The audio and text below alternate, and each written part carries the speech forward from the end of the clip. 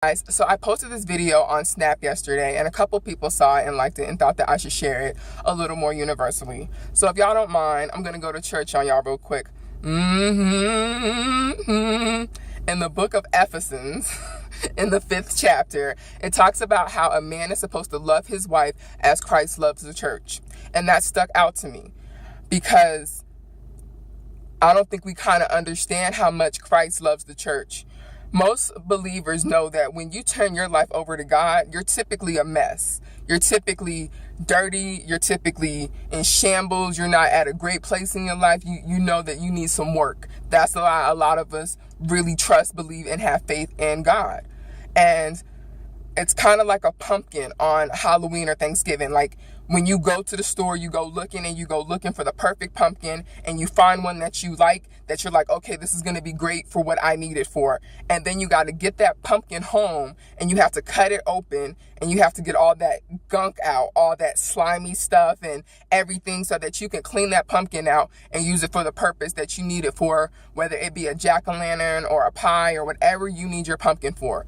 Well, God does the same thing with us. He has to get us open and then get some of that dirt out and that gunk and those impurities out and then clean us up so that he could use us for his purpose. So I say that to say this. If God has to do that for us and for the church, then why would you think that you wouldn't have to do that with your spouse? Just thinking. Nobody comes perfect, but some people come customized for you. God might send you a fixer-upper. He might send you somebody that you might have to clean up and get some of that gunk out and that dirt out with his help. Nobody's perfect. Now, I'm not saying you need to change nobody because that can't happen.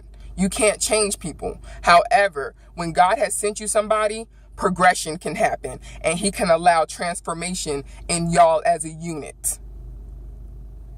So, with a generation of people who are just so eager to give up on each other, who are so eager to dwell on the flaws and let go of the perfections in people, the good things in people, the qualities in people that make them perfect for you. We need to really use wisdom. We need to use sense, and we need to use our faith in God when we enter relationships and before we let go of relationships.